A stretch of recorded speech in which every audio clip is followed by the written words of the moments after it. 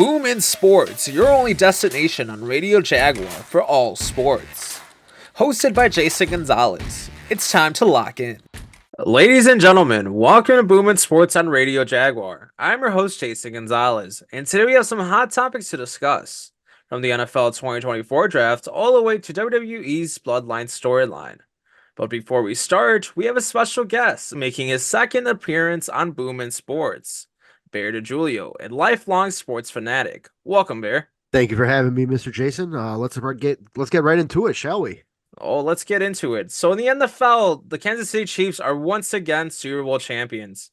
And what can we say? It was such a great game. You were there.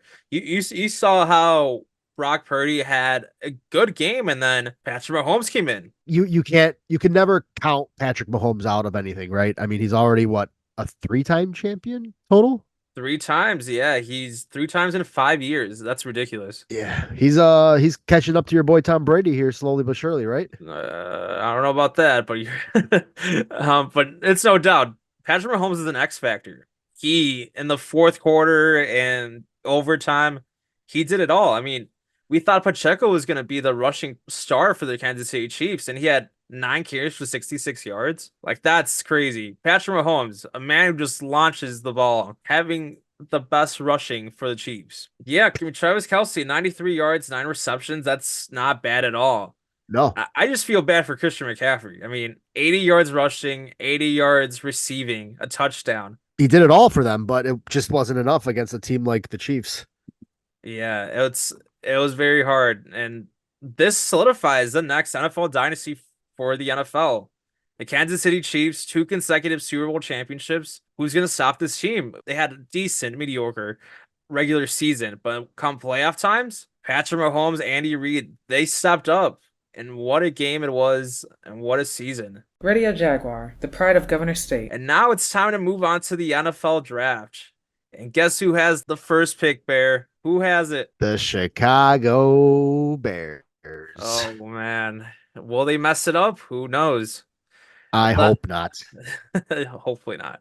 Well, the NFL draft takes place April 25th to April 27th. There's a lot of questions around that quarterback position. I mean, Justin Fields didn't have a bad season. Over 2,000 yards, 16 touchdowns, 9 interceptions. He didn't have a bad season at all. No. But will they keep him? And there's pros and cons of keeping Justin Fields. So one of the pros is they won't be quitting on a quarterback. You know this, Mitch Trubisky. We drafted him pretty high, higher than the guy that just won the Super Bowl. Yeah, unfortunately, Yeah. But we kind of quit on him because he didn't have that stable coach that majority of his quarterbacks have. And that's one big problem with the Bears franchise. They quit on players too quickly. So that's one of the pros. We'll keep him around, Justin Fields around, and he'll be part of the Bears for a long time. Another pro is we'll keep the fans content, along with players like DJ Moore. You can tell that Justin Fields and DJ Moore really connected well this season together. Oh yeah, we saw him at like the Bulls game and different activities outside football. So there's like a friendship going on there, and do you want to mess that up? You make your star wide receiver unhappy. He'll want to leave. Yeah, and I wouldn't blame him. You promised him not Patrick Mahomes. You won't promise him Patrick Mahomes. Justin Fields, and you're gonna get Caleb Williams from him. Who knows? A lot of things can happen, but keyword is temporarily be content. Because I know the Bears are not a contender right now. Not yet. One day, hopefully, but not yet. No. I hope. They have a lot of holes in defense, offense. They have a lot of positions they need to take care of. Another pro is that he's gotten better in spite of the Bears not having the best position players, having a rotation of coordinators since he arrived. He's worked with a very poor cast around him, and he's gotten it done. Look, you and I have watched a lot of Bears games this year, and what's the one thing that we were complaining about? That offensive line. What can you do when your offensive line is not protecting your quarterback? What can your quarterback do? Justin, to me, did all he could. There's, like you said, there's so many holes to fill in every position, right? Besides your wide receiver position. What do you do at running back? What do you do on the offensive line? Like you said, there's holes on the defensive end. So there's a lot more questions than answers when it comes to the Bears. But having that number 1 overall pick, it's going to be interesting. There's a lot of things you can do with it. Another pro is that his talent is translatable to the NFL. That's one thing we don't know about Caleb Williams. Yep. Caleb Williams, he's had all this success in college. He's broken records, but when the big dogs come around, when the NFL, the TJ Watts, the all these big defensive players go face to face with Caleb Williams, we don't know. But we do know that Justin Fields has proven he can do it. He's had amazing rushing seasons, only second best to Lamar Jackson. He can throw the ball. We know what we got in Justin Fields. And Some now people like the unknown though. it's true. It's true. And now we have the cons. There's cons to Justin Fields as well. Of course. You got 10 to 27 as a starter, 27 losses. But yet again, that defense, poor coaching, a lot of factors went into that. But one thing that is seemingly unacceptable is 10 out of his 12 last starts last season, he's had 1 or 0 touchdown passes. As a quarterback, you got to launch that. You got to launch it. Yeah. Yeah. That's one of the big things. You have to launch the ball, and Justin Fields not doing that. That hurts the Bears, and that's why you don't win championships. That's why you don't win games that you're supposed to win. It's insane. Another thing is he can't be on the field that often. He's 17 games in a season, and last season he only played 13. In the previously 15, 12, he can't stay on the field. That's one of the big things about Justin Fields. If you can't stay on the field, you can't win games. Without a quarterback, you can't win games. And that's one of the things that's demonstrated in the Super Bowl. It's crazy. And then another con is a contract situation. We're reaching his 4th year, still on the rookie deal. But in the 5th year, they pay him $20 million in 2025. That's a low-end starting quarterback. And if you keep him, that number will only go up. That's a huge number. $43.9 million in annual salary. That's the current market projected for Justin Fields when he becomes a free agent. That would be the 9th highest paid quarterback in the NFL. Is he worth that money? That's the question. Can you win with him? That's a big question too. It's hard. It's hard. But now you look at the other side. You got Caleb Williams, this guy who says he's going to be a generational talent, similar to Patrick Mahomes. He has the arm. He has the playmaking ability. Once again, the pro is that rookie contract. We saw how the 49ers had Brock Purdy, and they brought all these big stars. They brought Chase Young, Christian McCaffrey, Deebo Samuel. They paid these guys, and they got to the Super Bowl. Who says the Bears don't go all in? Maybe they draft Caleb Williams, and next thing you know, Saquon Barkley comes in. That would be pretty cool. Saquon would be dope, man. Yeah. Our rush game this season was awful. It was awful. We thought Khalil Herbert was going to be that guy, and he was not that guy. Not that guy. Not that guy, buddy. Yeah. The other thing is that Justin's offense, it's similar to, his offense of Caleb Williams is similar to Justin's offense. So it won't change much. Sure, Justin's a little bit more athletic, but he has a cannon and arm, Caleb Williams. And he's very good at throwing accurate passes down the field. He's accomplished various things. I mean, his stats prove that he should be good in the NFL.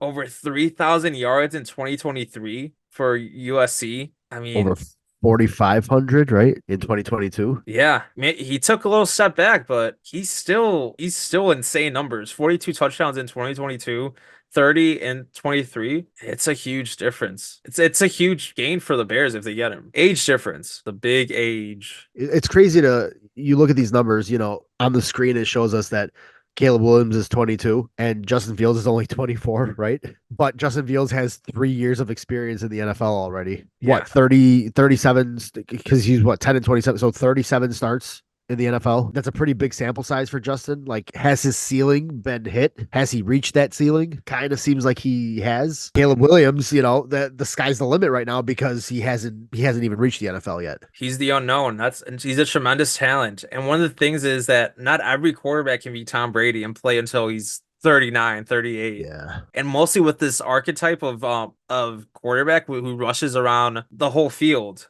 There's surely going to be big hits that rocks them and takes them out for the season, or injuries for games. So age makes a huge difference. You want those fresh legs when it matters. You want that fresh arm when it matters. And it's a huge difference. But now let's look at the cons of Caleb Williams. I don't know if you heard about this here, but it's ridiculous what's going on. These rumors from The Athletic. Apparently, Caleb Williams' father wants to get Caleb Williams out of the rookie contract. What I mean by this is apparently this is all speculated. He's asked agents about loopholes to avoid the rookie contract and possibly get ownership of a team. And that's kind of a red flag because you don't know. That second contract may look very different. They may be asking for too much. Because from what I heard from this rumor is that the agents pretty much shut him down. It's like, yeah, there's no way. These rules have been on for so long. There's no way you can change them. But that second contract comes around, and that's when you get in trouble. You're gonna want more incentives, more money overall. Sure, this kid has a talent of Patrick Mahomes, as people say, but he needs to prove that before he gets Patrick Mahomes money. Right.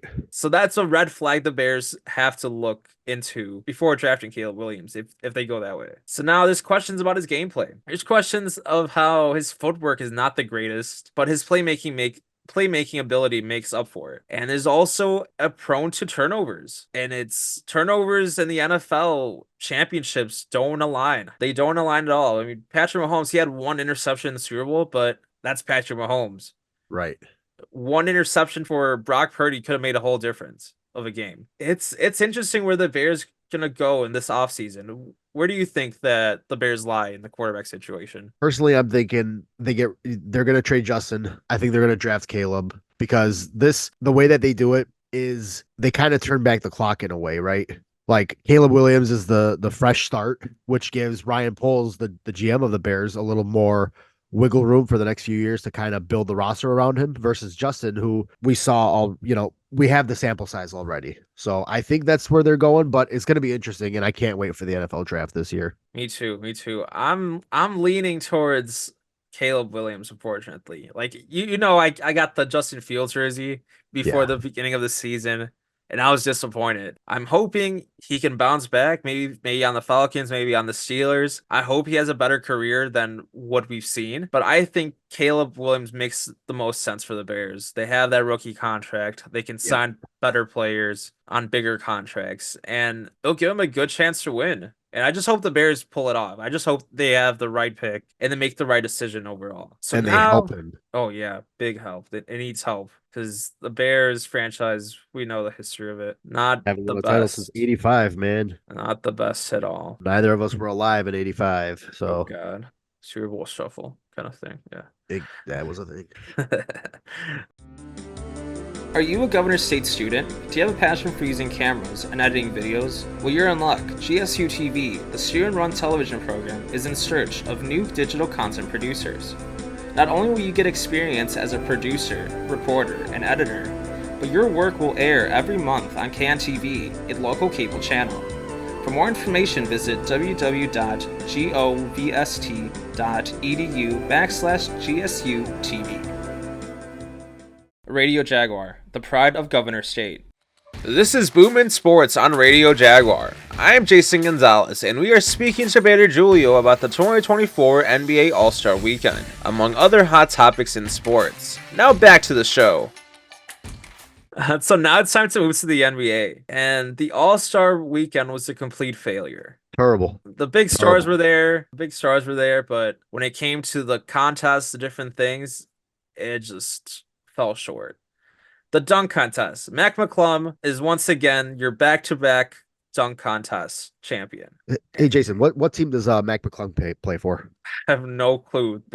I can't even say that. The Magic, the G Osceola, League. The Osceola Magic. He's in the G League. Now, I'm cool with you being in the G League. Get yours. Yeah, keep grinding. Keep grinding.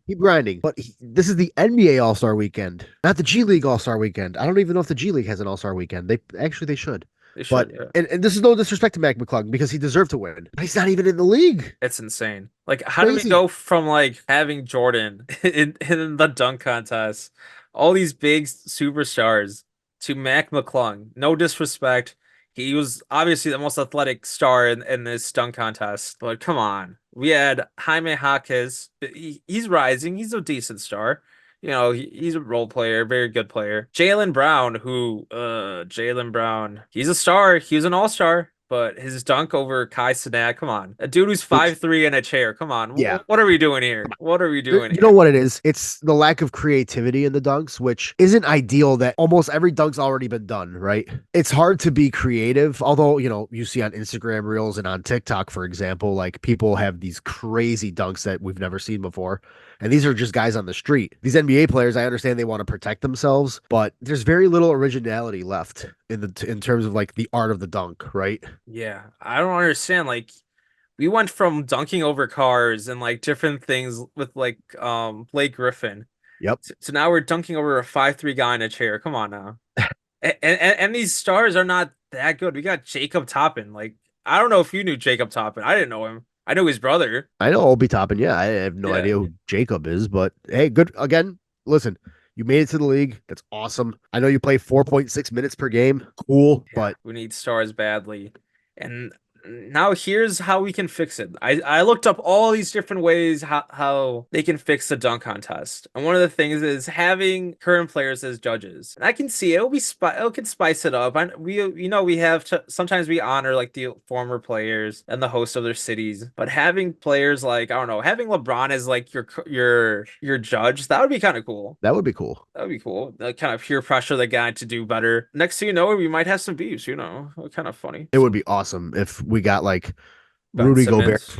Rudy Gobert, for example, and Donovan Mitchell just like talking trash back and forth to each other, or literally anybody from Draymond Green. That would be funny. That would be funny. Because Yeah, Draymond Draymond Green as a has judge beef, would be great. just beef with everybody. Just the most controversial stars. Just have Patrick Beverly. Patrick Beverly, Draymond Green, they should just host the dunk contest. Now another thing is they can open up to the fans. Stephen A. Smith suggested that they should have a nationwide hunt for amateurs in the dunk contest. And I'm not opposed to that because if the superstars aren't doing it, let's have something that's actually creative, something that actually brings people's creativity to the TV. I like the idea where Stephen A mentioned that, and you're sponsored by an NBA player, so you can get cool video packages, for example, of a guy like LeBron showing some random guy, a guy that he found on Instagram, just for example, and the guy on Instagram shows LeBron what he's got, and LeBron's like, "Oh yeah, this dude's gonna win," and you hype him up, and I think it's a great idea by Stephen A. Smith. Yeah, I mean, we've seen like over the last couple of years, just been slight variations of dunks. It's not creative at all, but like having just random dudes just dunk who actually have the passion to do it and not just do it for their quick fame. I think it's a great idea. Another thing is having higher prizes, but it's hard when your superstars are afraid to get hurt from the dunk contest. And they're already millionaires, so it's hard. It's hard to bring higher prizes. That's one of the things that I saw was an option, but I don't think that works. They're millionaires already. Money talks though, so You never know. You never know. yeah. Yeah. One of the big things that actually made me pretty happy about the All-Star weekend was the three-point contest.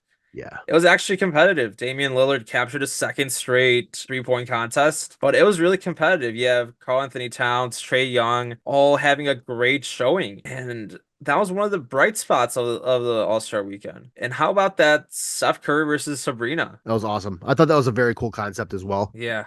Yeah, definitely. I mean, we never seen a WNBA star compete against the NBA star.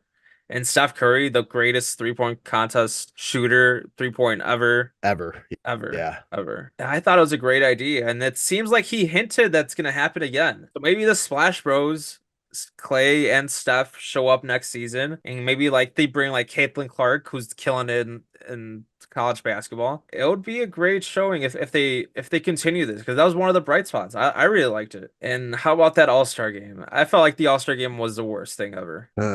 Yeah, not good. I thought it was just a glorified shooting practice. There's no. It's not competitive. They're not legitimately competing against each other. No, they were just chucking threes. They were dunking. Damian Lillard with 39 points. Like, come on. Sure, he deserves the MVP because he was like the highest scoring, but it's not fun. No, It's not fun. It's a single team. The East scored 211 points. The over definitely hit. I wonder what the line was for that one. Definitely. It was crazy. Now I don't know how to fix it. It's hard because this game is more of a tradition game now. The NBA All-Star's been going on for 73 years. It was 73 edition of the All-Star game. And now it's getting to a point of no return because now they're just chucking threes. People don't want to see that. There's ways to fix it. Some people say like you do the king of the court where you get 6 players and they just rotate and whoever stays on the court wins. I feel like that'd be a cool concept just as like someone who plays NBA 2K. Yeah, absolutely. So that'd be cool. Another thing is like in 2020 they had the best to a score wins the game.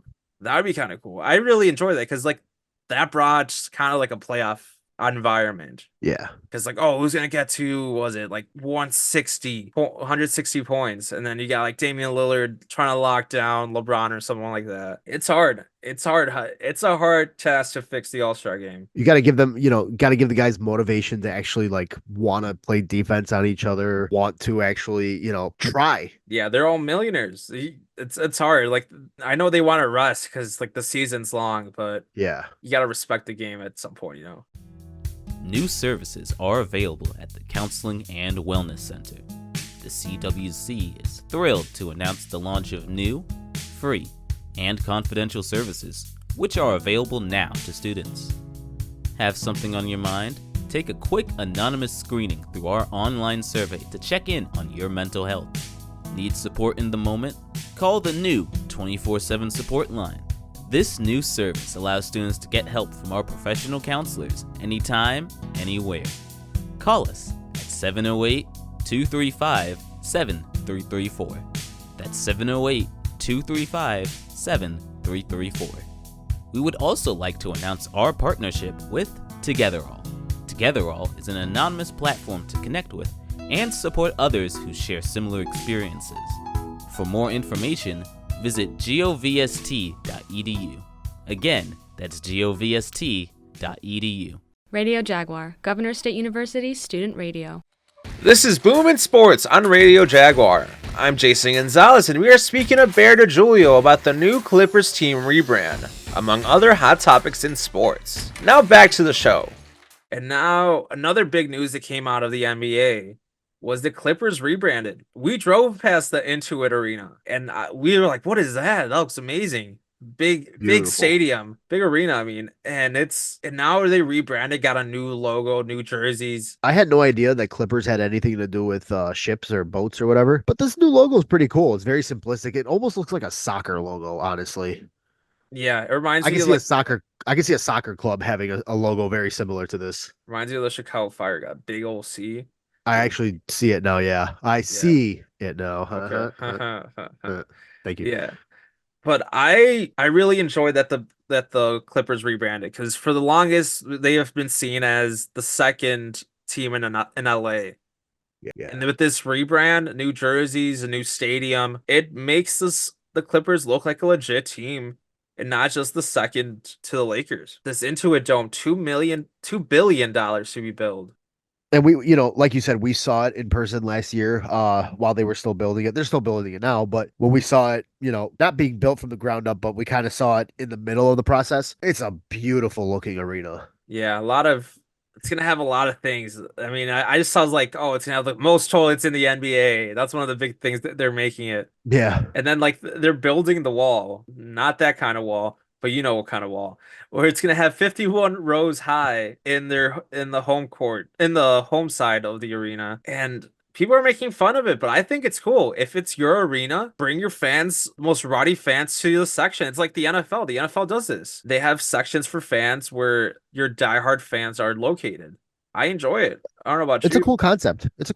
I can't wait to see like how it translates to professional basketball, but it's gonna be really cool to witness. I mean, that's kind of scary. I mean, like imagine like you're about to shoot for some free throws to win the game, and then you got 51 rows just staring at you. Yeah. I mean, hey, home court advantage is home court advantage, right? Absolutely. I'm all for the Clippers rebranding.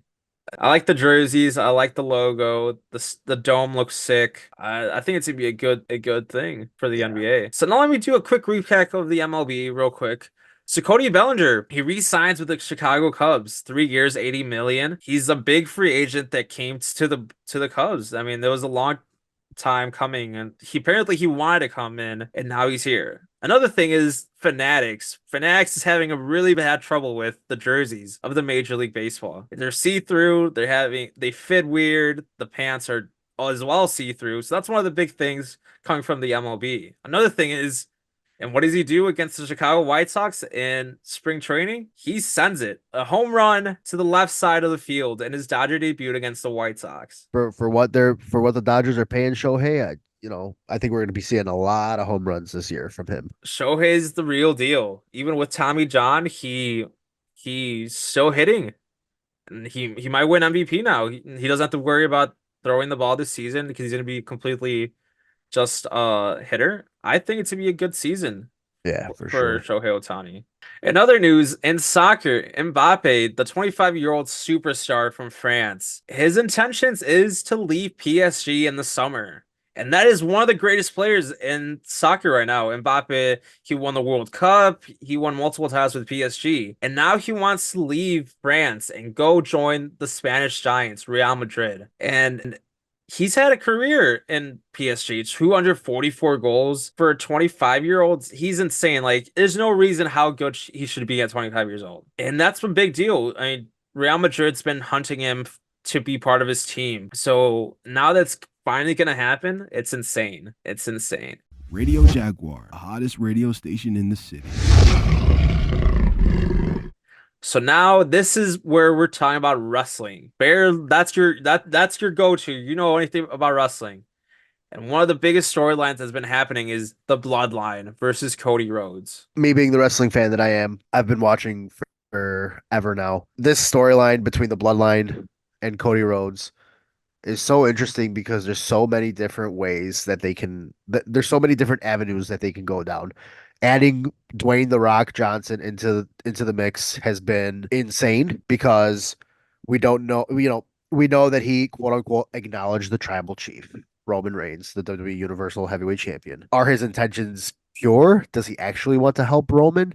There's so many different things that the WWE can do, and yes, we know that it's the F word, fake, but this is an exciting time to be a wrestling fan, okay? Absolutely. I mean, I was super hyped to see Dwayne face Roman when he came out. But then we saw like the whole WWE universe turn on him because they wanted Cody to finish his story. They had the chants, they had the Twitter hashtag, and it all turned on The Rock. The Rock finally turned heel. And that's one of the things I didn't see coming. Because Dwayne is that Super Bowl marketable worldwide superstar. Where you think about Dwayne, you think about this cheery guy, this dude who reps Under Armour, who has the NFL, not the NFL, the USFL league. You think he's your babyface overall, but the fact he turned heel to join the Bloodline, that's just insane to me. Wrestling fans are weird. Bottom line, I mean, you and I are both wrestling fans. We both know it's a little weird, but for the fans to turn on The Rock in the way that they did, and The Rock embracing that, just shows how much of a professional he is, and how he can easily manipulate crowds into kind of like what he wants them to treat them, like what he wants to be treated as, I should say, as a character. Absolutely. And a big thing is that Cody's really over. Yeah. And since his return, like 2 WrestleManias ago, he hasn't lost any momentum, which is crazy because usually wrestlers typically don't keep the momentum like that. They'll start off with it. They'll start off hot, but they kind of cool down a little bit.